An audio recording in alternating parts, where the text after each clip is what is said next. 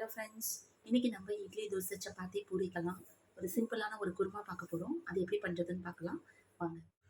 பாத்திரம் சூடானதும் கொஞ்சம் எண்ணெய் ஊற்றிக்கலாம்.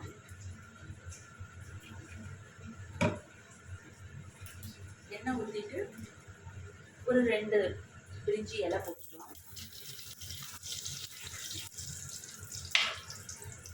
சின்ன சைஸாக ஒரு 2 வெங்காயம் நான் கட் பண்ணி வச்சுருக்கேன். வெங்காயம் போட்டுக்கலாம். கருவேப்பிலை போட்டுக்கலாம்.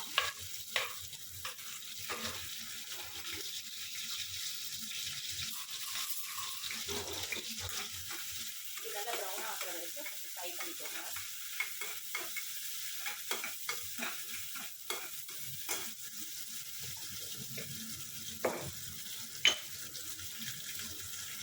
தேவையான அளவு உப்பு,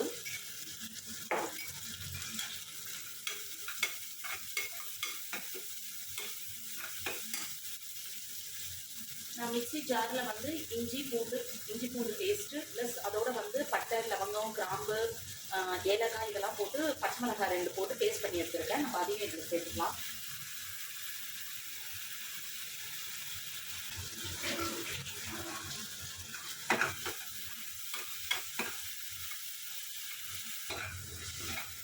இதில் பச்சை வாசனை போனதுக்கப்புறம் கொஞ்சம் ப்ரௌனிஷாக வந்ததுக்கப்புறம் 2 தக்காளி கட் பண்ணி சேர்த்துக்கலாம். கொஞ்சம் கொத்தமல்லி சேர்த்துக்கலாம். நல்லா வதங்கிடுச்சு. வெங்காயம் தக்காளி நல்லா வதங்கினதுக்கப்புறமா கொஞ்சமாக குழம்பு மிளகாத்தூள் சேர்த்துக்கலாம். ஏற்கனவே நம்ம பச்சை மிளகாய் 2 போட்டு அரைச்சிருக்கோம். அதனால் குழம்பு மிளகாத்தூள் பார்த்து காரத்துக்கு ஏற்ற மாதிரி சேர்த்துக்கோங்க. சிக்கன் மசாலானா, மட்டன் மசாலானா, கரம் மசாலானா ஏதாவது இருந்தால் சேர்த்துக்கோங்க. தண்ணி ஊற்றிட்டு இது நல்லா கொதி வரட்டும். ஒரு கொதி வந்த உடனே நம்ம ஒரு அரை முடி தேங்காய் அரைச்சி வச்சுக்கலாம். இந்த மீன் டைம் அரைச்சிட்டு அதை இதோட நம்ம சேர்த்துக்கலாம். அவ்வளோதான், நம்மளுடைய சிம்பிளான குருமா ரெடி.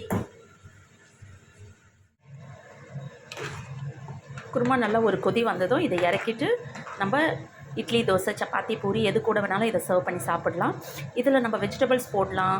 இல்லை இந்த மாதிரி அந்த கொதி வர டைமில் ஒரு 2 முட்டையும் உடச்சி ஊற்றலாம். முட்டை குருமா மாதிரி ஆகிடும். ஸோ எது வேணாலும் பண்ணலாம். ஆனால் வெரி சிம்பிள், 5-10 மினிட்ஸில் ஈஸியான சிம்பிள் குருமா.